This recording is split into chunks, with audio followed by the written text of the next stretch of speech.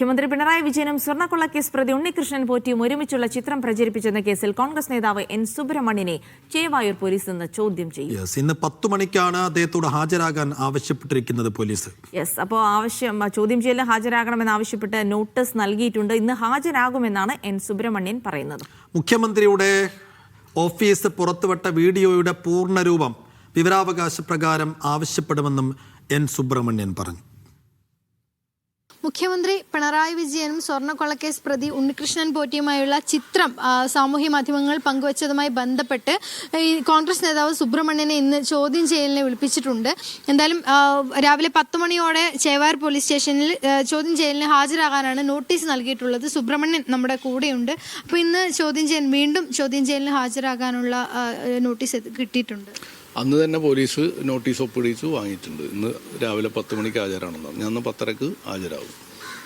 അപ്പോൾ എനിക്ക് ചില കാര്യങ്ങളിൽ പോലീസിനോടും വ്യക്തത കിട്ടേണ്ടതുണ്ട്. ഇത് ബെയിലബിളായ ഒരു ഒഫൻസാണ് എൻ്റെ പേരിൽ FIR ഇട്ടിരിക്കുന്നത്.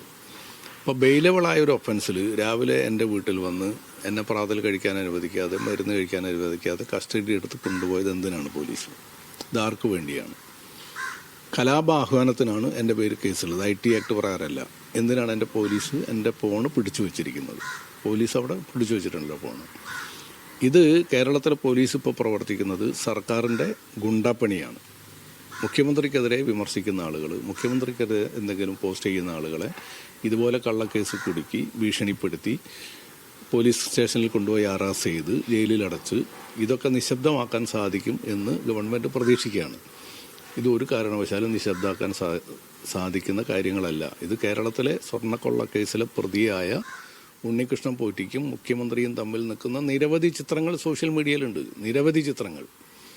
ആ ചിത്രങ്ങളിലൊന്നും മുഖ്യമന്ത്രിയുടെ ഓഫീസിന് പരാതിയില്ല. കൈകൂപ്പുന്ന ചിത്രമുണ്ട്, അടുത്തടുത്ത് നിൽക്കുന്ന ചിത്രമുണ്ട്, താക്കോൽ വാങ്ങുന്ന ചിത്രമുണ്ട്.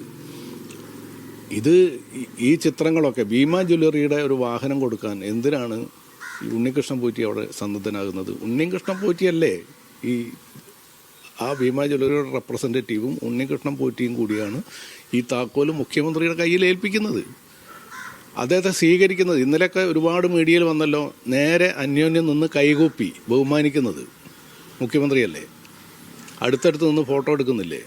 ഈ എല്ലാ ഫോട്ടോയും AI നിർമ്മിതിയാണ്. അതൊക്കെ ഒറിജിനലാണെന്നും ഞാൻ അപ്ലോഡ് ചെയ്ത ഫോട്ടോ മാത്രം AI നിർമ്മിതിയാണെന്ന് എങ്ങനെയാണ് ഇവർ പറയുക? ഇപ്പോഴും 100% ഇപ്പോൾ ഞാൻ ചോദിക്കട്ടെ, മുഖ്യമന്ത്രിയുടെ ഓഫീസ് ഇപ്പോൾ ഒരു വീഡിയോ പുറത്തു വിട്ടിട്ടുണ്ട്. ആ വീഡിയോ എഡിറ്റഡ് വീഡിയോ ആണ്. മുഖ്യമന്ത്രിക്ക് ആവശ്യമായ ദൃശ്യങ്ങൾ മാത്രമാണ് ആ വീഡിയോയിലുള്ളത്. PRDയുടെ കയ്യിൽ മുഖ്യമന്ത്രി പങ്കെടുക്കുന്ന എല്ലാ ചടങ്ങുകളുടെയും വീഡിയോ ഉണ്ടാകും. ആ പൂർണ്ണമായ എഡിറ്റ് ചെയ്യാത്ത വീഡിയോ പുറത്തു വിടട്ടെ. ആ വീഡിയോയിൽ ഞാൻ പങ്കുവച്ച ചിത്രം ഉണ്ടാവും. ഒരു പൊതുപ്രവർത്തകൻ എന്ന നിലയിൽ കേരളത്തിലെ ജനങ്ങളുടെ ആശങ്ക പങ്കുവെക്കാൻ എനിക്ക് സാധിക്കണം. ഞാനത് സാധിക്കും. ഞാനത് ചെയ്തുകൊണ്ടിരിക്കുന്ന ആളാണ്. ഞാനത് വീണ്ടും വീണ്ടും പറഞ്ഞുകൊണ്ടിരിക്കും. എന്തായാലും 10 മണിയോടെ തന്നെ ഹാജരാകും. 10:30 മണിയോടുകൂടി ഹാജരാകും. 100%. അത് പറഞ്ഞുകൊണ്ടിരിക്കും. അതിലൊരു ഭയവുമില്ല. സർക്കാർ എന്തും ചെയ്യട്ടെ, ഏതിനും നേരിടാൻ തയ്യാറാണ്.